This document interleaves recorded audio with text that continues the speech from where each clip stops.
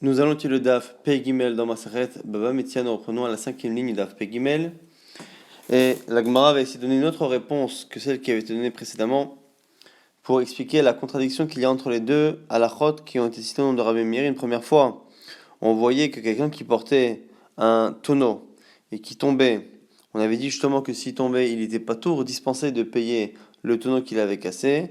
Et dans un autre cas, on avait vu que lorsque c'était par rapport à d'autres objets, on avait dit que selon Rabbi Meir, ça avait l'air d'être chayav, c'est-à-dire qu'il devait payer. Alors comment expliquer la contradiction?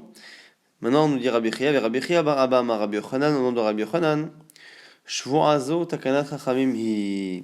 En fait, dans l'absolu, Rabbi Meir pense que quelqu'un qui fait tomber un objet qu'il porte est responsable.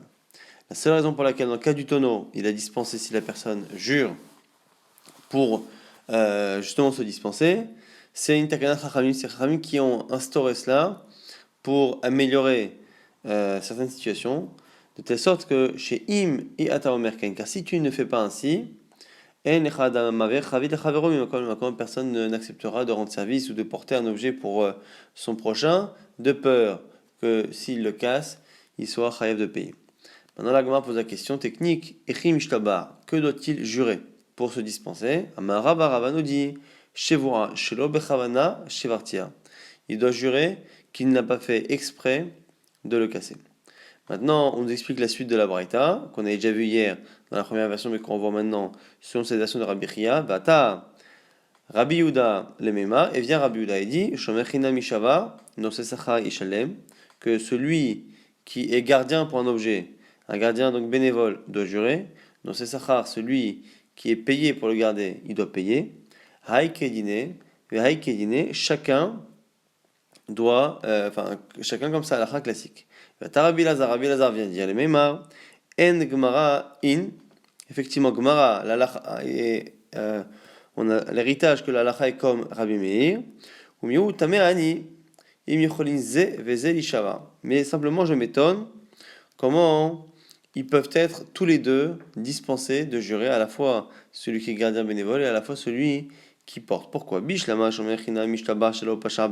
peux comprendre un shomer chinam, quelqu'un qui est gardien gratuit, il jure que l'opacharba, c'est-à-dire qu'il n'a rien, il n'a pas été négligent, il n'a pas fait de faute. Et là, shomer sachar, mais le shomer sachar, celui qui est gardien et qui est payé. Ama mishtaba, que peut-il jurer et comment peut-il jurer? Qu'il est opachanami, bah échaloumé, puisque finalement, même s'il est fautif, même s'il n'est pas fautif, il doit payer. Parce qu'un shomer sachar paye presque dans tous les cas. Alors, du coup, parce que même si on pense pas comme Rabbi Meir et qu'on pense que quelqu'un qui fait tomber un objet n'est pas forcément chayav, ça s'appelle pas un onès. Onès, c'est quelque chose vraiment d'extérieur, une force majeure extérieure et imprévisible. Lorsque quelqu'un fait tomber un objet, on peut discuter entre Rabbi Meir et Rabbi Yehuda. Est-ce que la personne est considérée comme étant fautive ou pas? Mais onès, a priori, ça ne le sera pas. Donc, ce que vient demander ici Rabbi Lazar, c'est qu'après avoir vu Rabbi Meir et qu'on voit maintenant Rabbi Yehuda nous dit que le shomer chinam, shomer sachar, chacun jurera comme à son habitude et aura le statut et la responsabilité habituelle. Alors il dit attends, le shomer chinam, je comprends, puisqu'il suffit qu'il montre qu'il n'est pas fautif, négligent, pour être patour. Dans le cas du shomer sachar, que peut-il jurer pour pouvoir se dispenser? Et autre question, va philo, shomer chinam, et même shomer chinam, nami. Ah, même comme midron, je peux comprendre à la limite lorsque l'on est en pente. Si il n'était pas dans une pente, donc dans un endroit qui peut amener une chute, est-ce que vraiment le fait de le jurer peut le dispenser alors qu'a priori c'était un terrain qui n'était pas du tout apte à une chute? Et même quand c'est en pente, c'est pas évident, Nami. Je peux comprendre à la limite lorsqu'il n'y a pas de preuve, il n'y a pas de témoin. Personne n'a pu voir ce qui s'est passé. N'a été réveillé pater, mais dans un cas où il peut apporter une preuve. Ça s'est passé dans un endroit où il y avait du monde. Il peut apporter une preuve qu'il n'a rien fait, qu'il n'a pas été fautif. Est-ce qu'il aurait le droit de jurer ou est-ce qu'il faudrait qu'il apporte une preuve? D'Etania, c'est une braïta. On nous dit ici, Bar Yehuda, l'Agma va apporter quelques histoires qui reflètent que la lacha est comme lui. Ici, Bar Yehuda Omer, En roe shevorat Hashem, tiye ben shenem, c'est marqué dans la Torah, tout celui qui a un objet, un âne, hamor, fechol beima lishmor, ou n'importe quel animal à garder, ou met on ishbar ou nishba, et il est mort, ou il était cassé, ou perdu, en roe, si personne n'a vu, n'a pu voir, shevuat Hashem, tihi ben shenehem. C'est là, à ce moment-là, que le serment agira entre les deux personnes, le propriétaire et celui qui était le gardien. De là, on voit que hayesh roe, que s'il y a quelqu'un qui a vu, yavir raya veipater, il ne peut pas utiliser le serment pour se rendre patour. Donc, ce qu'on apprend ici de ici Bar Yehuda, c'est que finalement, quoi qu'il arrive, lorsque la personne a été vue, elle ne peut pas se dédouaner avec un serment. Donc ça, c'est les multiples questions qui ont été posées ici par Rabbi Lazar, c'est que finalement, on a du mal à comprendre la halakha de Rabbi Yehuda. Maintenant, la Gemara nous rapporte des halachot, enfin des marasim. Haou Gavra, c'est sur un homme d'Avak comme Avar Chavita de Chamra qui transportait un chavit, un tonneau de Chamra de vin, Beristeka de Mechosa, dans la place de la ville de Mechosa, ou Tvara, et il a cassé, Beziza de Mechosa, avec la poutre. Il y avait une poutre qui sortait à un moment donné dans le domaine public là-bas, et il a cogné le tonneau a priori, et il l'a cassé. Atalekame de Rava, ils sont partis voir Rava. Amarle, il a dit, Risteka de Mechosa, Shrecheba Inche. Il dit, ce quartier-là, cette place, il y a toujours du monde. Aïti Raya, apporte une preuve que tu n'as pas été fautif, puisque tu ne peux pas te suffire d'un serment. Mais à ce moment-là, Veiftar, et à ce moment-là, tu seras patour. Amarle Rabbi Yosef Béré, à ce moment-là, Rabbi Yosef, le fils de Rava, lui dit Keman, Kessi, ce que tu dis, c'est comme qui? C'est comme ici Bar Yehuda. Réponse de son père, Amarle In, Kessi, c'est comme ici, ou Zviralin Kevate, et nous on pense que la halakha est comme lui.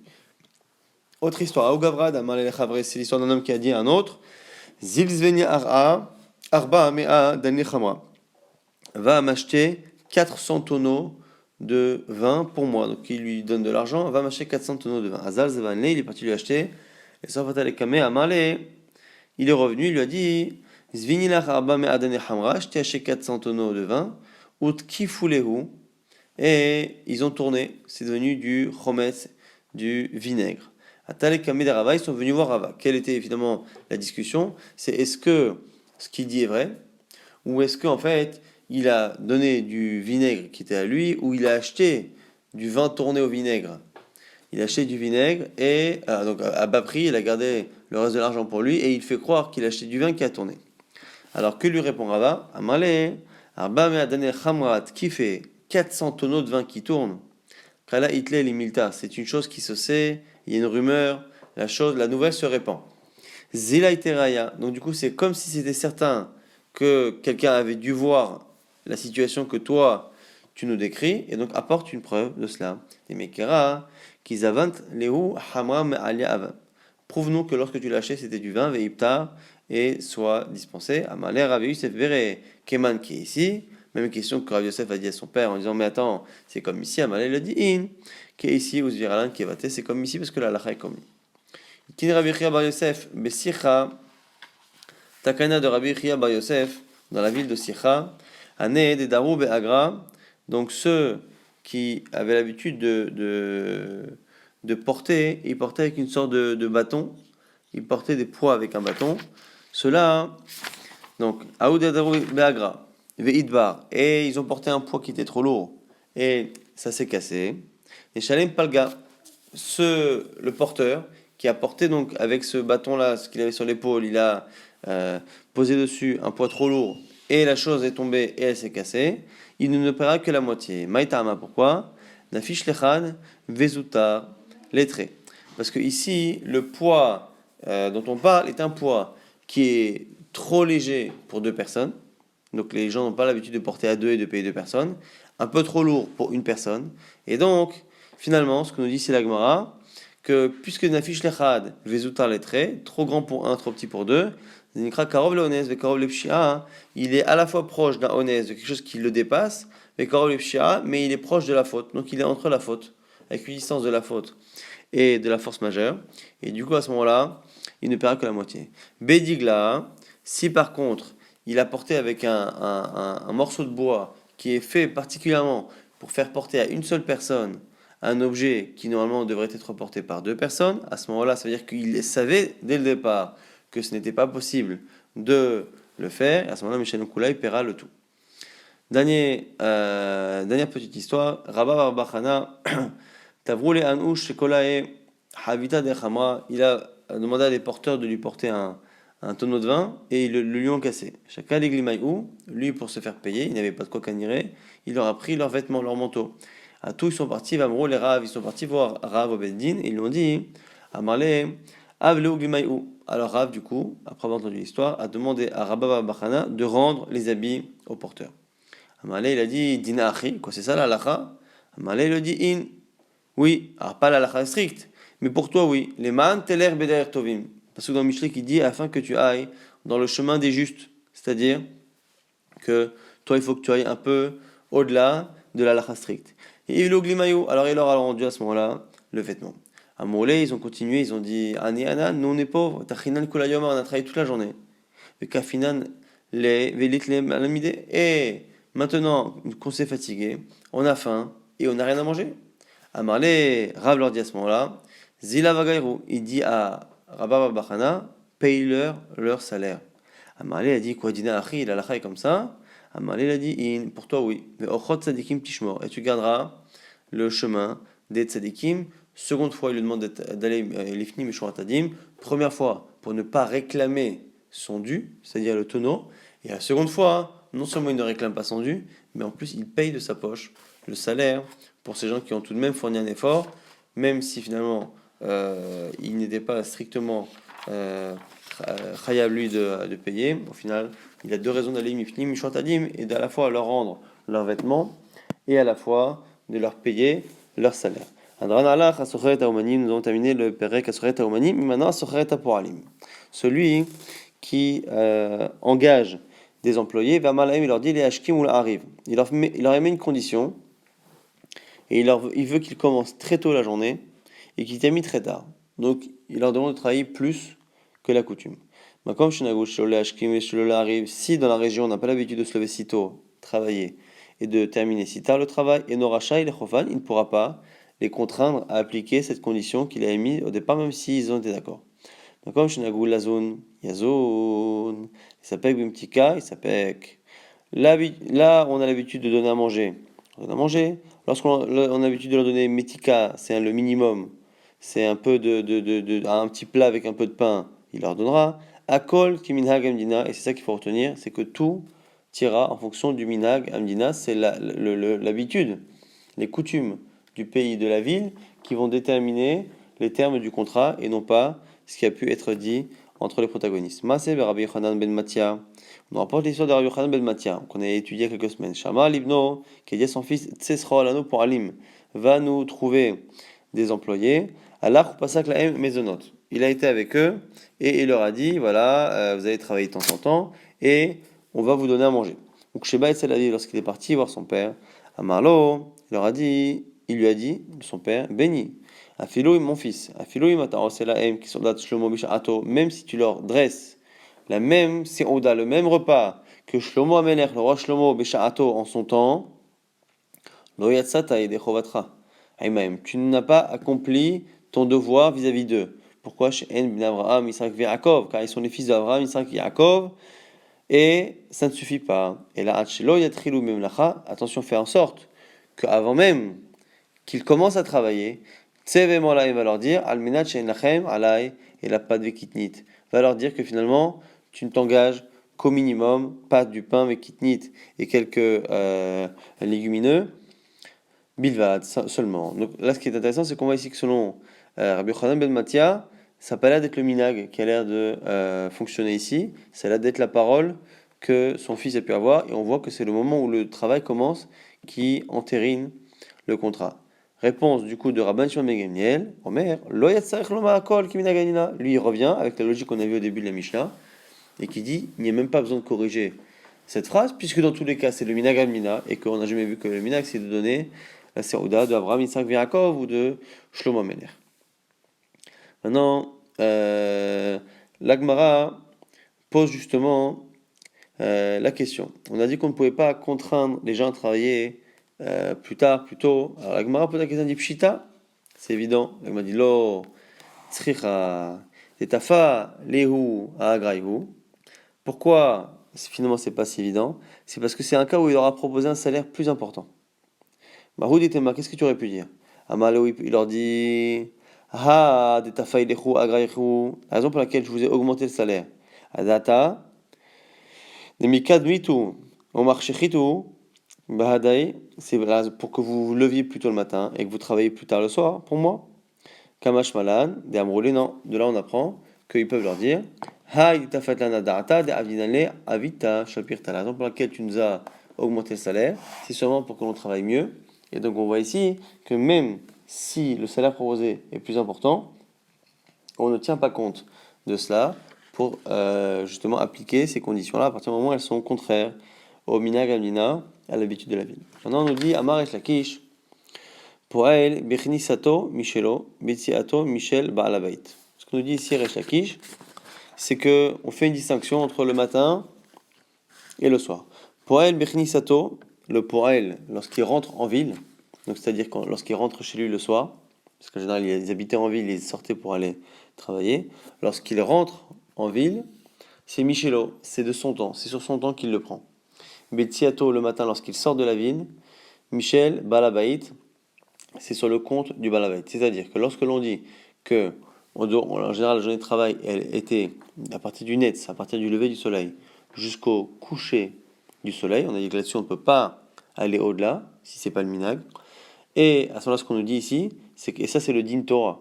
C'est le din Torah, c'est pour ça que c'est intéressant de le dire, même si en général il y a un minag, c'est que le din Torah c'est quoi? C'est que c'est du lever du soleil au coucher du soleil, et en général, à partir du lever du soleil, lorsque la personne sort de chez elle, ce temps de trajet qu'elle fait après le lever du soleil, il est compté déjà dans la journée de travail, et donc il est sur le compte du patron, même si finalement la personne ne travaille pas encore. Par contre, le soir, la personne doit travailler jusqu'au coucher du soleil.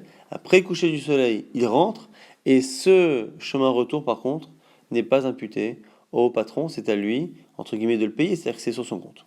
Alors, l'Agma nous rapporte un verset, chez Neymar, comme c'est marqué, Tizra, Hashemesh, Yasefun, Ve'el Meronotam, Nirvatsun. Ça, c'est le début du verset que l'on expliquera plus tard, même si on l'expliquera dans un autre sens. Là, ici, on parle au sens propre de Yetze Adam les Faralo, un homme qui sort, les Faralo, qui sort pour son travail, Vela Avodato Ada Arev, et à son travail, Ada Arev jusqu'au soir. De là, on voit que le matin, il va, donc Tizrach Hashemesh, lorsque le soleil se lève, et assez fou, Tamir Batsun, Yetze Adam les Faralos, c'est à ce moment-là que l'homme va au travail, donc pas avant le lever du soleil. Il ne faut pas qu'il arrive au travail au lever du soleil. Il part, Yetze, au moment de Tizrach Hashemesh, et il restera là-bas, Velarvodat, il restera au travail, Ada Arev, jusqu'au soir. Et donc, ça veut dire que jusqu'au coucher du soleil. Maintenant, la Gemara s'étonne, elle dit, maintenant, à quoi ça sert de me dire quand est-ce qu'on doit commencer et terminer, puisque tu m'as dit dans la Mishnah que tout dépendait du minag? À quoi ça sert de me rapporter des versets? T'as qu'à regarder le minag. La Gemara a dit plusieurs réponses. Dans une nouvelle ville, lorsqu'on est dans une nouvelle ville, on a besoin de fixer un minag. Comme il n'y a pas de minag antécédent, alors à ce moment-là, il faut utiliser ces psukim-là. La Gemara a dit mais même le minag, même si c'est une nouvelle ville, les gens viennent bien d'une ville, d'une autre ville, donc on n'a qu'à prendre le minag de la ville d'où ils viennent. La Gemara nous dit Ben Kutae, c'est une ville qui est composée d'une multitude d'origines, et donc c'est la raison pour laquelle on ne peut pas fixer de minag, donc c'est ça, Yechadasha. Iba etema, autre réponse si tu veux, des Malehu, des Agrituli qui pour Aldoraita. Dans le cas où il a émis la condition à ce que le travail se fasse exactement comme ce que la Torah veut. Alors c'est pas la Torah, parce qu'on a vu que c'était un pasuk de Teilim, mais c'est la même idée. La même idée finalement de dire que on peut ne pas prendre le minag si on se base sur le din Torah. Maintenant, on va faire quelques drachot par rapport à ces versets. Darash Rabbi Zera, Mamrela Tanera Yosef, Neki c'est Rav Yosef. Maï dirtiv, quel est ce verset? On reprend maintenant le verset depuis le début, donc le Teilim Kouf Dalet là-bas. Tachet Hosher Vihilaila. On parle d'Akadosh Baruch Hu, évidemment, qui amène la nuit, qui amène l'obscurité, et il fait nuit. Botirmos Koy Haito Yahar, à ce moment-là viennent ramper, pulluler toutes les bêtes sauvages de la forêt. C'est quoi? Tachet Rochev et là, c'est quoi cette obscurité qui amène la nuit? Zara Lamazé, c'est ce monde-ci, ce monde matériel chez le la Laila qui ressemble à la nuit, parce que finalement, on n'y voit pas clair et on a du mal à déterminer le bon du mauvais, et c'est pas forcément les bons qui dominent, et donc on se retrouve dans un endroit où c'est comme une jungle où les bêtes sauvages dominent. Botirmos c'est là que les bêtes sauvages se promènent, et l'Orechaim, ce sont les mauvais, chez Bo, qui a dans ce monde, chez Domim, le Haya, chez Baya'ar, qui ressemble aux bêtes de forêt. Tizrach Hashemesh Asefun, Ve'el Meronotam Irbatsun. À ce moment-là, le soleil va se lever, et Yasefun, on va les rassembler. Ve'el Meronotam Irbatsun, et chacun rentrera vers son palais, son endroit. Alors c'est quoi? Tizrach Hashemesh Tzadikim, lorsqu'on dit que le soleil va se lever, pour qui? Pour les tzadikim. Les tzadikim, le soleil va se lever, donc c'est le monde futur. Yasefun, Rechaim, c'est quoi? C'est les Rechaim qui vont être rassemblés, les Geinom, en enfer. Ve'el me'onatamir batsun, et chacun va retourner dans son endroit, sa maison, son palais. En echakol tzadik ve'tzadik, she'en lo mador, les fik kevodo. C'est pour montrer que les tzadikim, qui n'ont pas un endroit pour tous, ils ont chacun, dans le monde futur, leur endroit à eux, en fonction de leur kavod et de leur mérite. Yetze Adam le farolo, un homme sort vers son travail. Yas'u tzadikim, les kabel sharad. Là, ici, dans cette explication-là, ça fait allusion au fait justement que l'homme va sortir, les tzadikim vont sortir pour prendre leur salaire. Et au travail jusqu'au soir. C'est pour nous expliquer la condition qu'un tzadik ne peut prendre son salaire que s'il a travaillé jusqu'à la fin de sa vie, jusqu'à la tombée du soleil de sa nuit, c'est-à-dire jusqu'au dernier jour, il n'a pas regretté ses bonnes actions. Rabbi Lazar, Barabi Shimon. Alors maintenant, on va nous rapporter une histoire sympathique qui durera jusqu'au même au début du DAF prochain. Rabbi Lazar, le fils de Rabbi Shimon Bar Yochai, Ashkar Leaou Bahaguna, il a trouvé un employé du roi, c'est un policier, c'est une sorte de shérif. C'était celui qui attrapait les voleurs. Donc Bahaguna des Katafis Ganve qui attrapait les voleurs. Amalé il lui a dit Echi Yacholta Léo, comment tu attrapes des voleurs? Quelqu'un qui attrapait des voleurs juifs aussi, et donc du coup il avait peur. Rabbi Lazar, le fils de Rabbi Shimon Bar Yochai, qu'il attrape en même temps des gens qui ne sont pas Chavim. Alors, Echi Yacholta Léo. L'apki hayuta mitle, mais attends, pourtant ils sont mishulim, ils sont comparés à des chayot, à des bêtes sauvages. Dirtiv, comme c'est marqué dans le verset qu'on vient de citer, botirmos kol hayto ya'ar, que c'est finalement hayto ya'ar, les bêtes des forêts. Il y en a qui disent qu'il apporte un autre verset, mais aïkra ka'amale, yerov, bamistar ka'ari, besucho. Là-bas on nous dit que, on parle donc justement des voleurs. Et les voleurs ont tendance à se cacher et à faire des embuscades comme un lion qui se cache avant d'attaquer sa bête qui se cache dans sa tanière. Dilma, chacun t'a tzdiké, alors il pose la question à ce shérif, il lui dit, mais attends, peut-être que tu attrapes des gens bien et que tu laisses en liberté des mauvais. Amalé lui dit, Umma et Avid. Il dit, que veux-tu que je fasse? Aramana des Malka, ou c'est l'ordre du roi que j'ai d'attraper des gens et donc parfois je suis obligé d'attraper quelqu'un. Alors il lui dit, Amar, Tagmerech, je vais t'apprendre comment faire. Rita Avid, comment faire. Ol Barba Sha'ele Hanuta, va dans les restaurants à la 4e heure de la journée. Kihazit Inish, des Kachate Hamor, lorsque tu vois quelqu'un qui boit du vin. Et Kanakit, Kasabide, avec Kamenamnem, et qu'en tenant son verre de vin, il a tendance à somnoler. Chez Ol Aïlave, demande-lui quel est son métier. Itsoba Mirabananu, si c'est un étudiant de Yeshiva, de Kollel, bon, à ce moment-là, Venaim Agdoume Kadim Ligirse, c'est parce qu'il s'est levé tôt pour étudier qu'il est fatigué.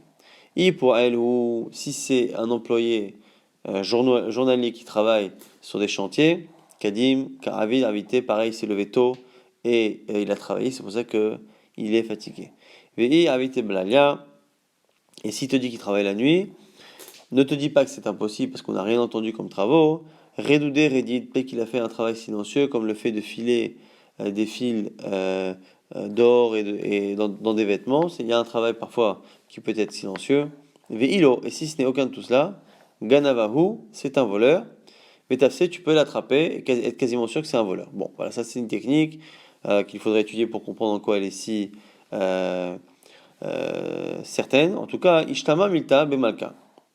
La chose, le conseil qu'a donné Rabbi Elazar à ce shérif-là, a été transmise au roi, à Amrou, et du coup, l'ordre est venu du roi, Karaina Negarta, Ihuleve Perokna, que ce soit celui qui lise la lettre, qui la mette en application. C'est-à-dire que celui qui a donné le conseil, lui-même, le mette en application, et donc, à tous les Rabbi Elazar, Rabbi Shimon, Vekatafis Ganave. Et du coup, on a nommé Rabbi Elazar, Rabbi Shimon, shérif pour attraper les voleurs. Vas-y, le Shalachle, Rabbi Yoshua ben Kocha. Et là, il a reçu une lettre de Rabbi Yoshua ben Kocha, qui est a priori son rave, et il lui a dit Chometz ben Yain.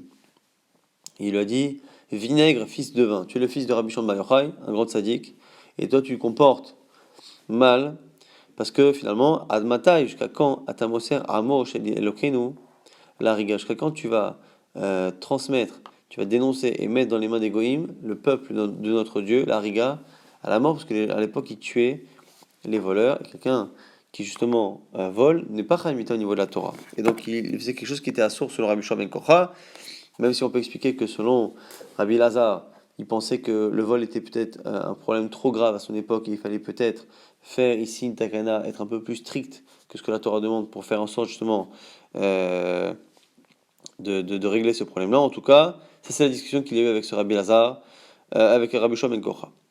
Alors Shalachle, il lui répond, Kotimani mechale minakerem, j'enlève les épines, les ronces qu'il y a dans la vigne, puisque le Ham Israël est comparé à la vigne. Et ici, on parle de ronces. C'est des Midrashim qui parlent de cela lorsque Kadosh Baruch Hu, parfois, a laissé certains bénis d'Israël être tués pendant l'esclavage en Égypte. Moshe Rabbeinu lui a dit comment c'est possible. Il lui a dit j'enlève justement les épines qu'il y a dans le kérem. C'est la même expression. Alors, répond au Rabbi Shua ben Kocha, il dit attends. Ça, on a vu ça. Venant d'Akadosh Baruch Hu, Yavo bar la kérem, que vienne le propriétaire. C'est le propriétaire de la vigne, mais qu'elle aide Kotsav d'enlever les ronces et les mauvaises herbes. Pas à toi. À Ukobes. Un jour, il est tombé sur quelqu'un, un Koves, donc quelqu'un qui est un teinturier, et lui-même a dit carrière Chometz ben Yayin. Il a appelé, il a insulté donc Rabbi Lazar en l'appelant vinaigre, fils de vin. Amar, à ce moment-là, lui s'est dit attends, lui c'est pas mon rave, je ne le connais pas. Milechatzif Kulehai. S'il est si insolent, Shma Minare Shaou. Ça veut dire que c'est un rachat. Donc il a fait une déduction. Et qu'est-ce qu'il a fait du coup? À Marley, où il a dit à ses sbires, donc à ses policiers qui étaient avec lui, Tafsou, attrapez-le. Tafsou, ils l'ont attrapé, les bâtards, des nards d'araté. Une fois que Rabbi Lazar s'est calmé, Azal battrait les parouquets, il est parti pour essayer de libérer ce type-là et de racheter sa caution. Vélomati, et il n'a pas pu. Carré allait à ce moment-là, il a dit, sur ce bonhomme-là, Shomiapi ou Shono, c'est marqué dans le Michelet, celui qui garde sa bouche et sa langue, Shomem Itzarod Nafsho, il s'épargne les souffrances de son âme. Zakfuhu, et ils l'ont pendu, Kam Touté Zekifa, Vekabachi, et lui était en train de pleurer en dessous de la potence.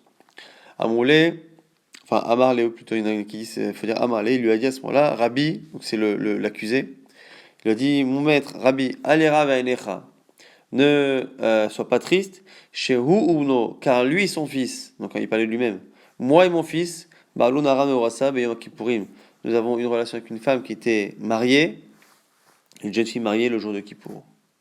Et Niariado al Bene Me'av, à ce moment-là, il a mis la main sur ses entrailles, et c'est très souvent dans le Midrash, on dit que ce sont les entrailles qui permettent à un homme de trouver les solutions aux réponses et qui donnent des conseils. Il a dit Amar Sissou Bene Me'ai Sissou, réjouissez-vous, entrailles, réjouissez-vous. Omas Fekot Shelachem, si déjà les choses sur lesquelles vous avez un doute, car il se trouve que vous arrivez à avoir raison sans le vouloir, Vadaït Shelachem, lorsque vous êtes certaine et que vous avez un bon raisonnement, Alachat Kama Vechama. Je suis certain que les vers et la vermine ne vont pas venir en vous lorsque je serai mort.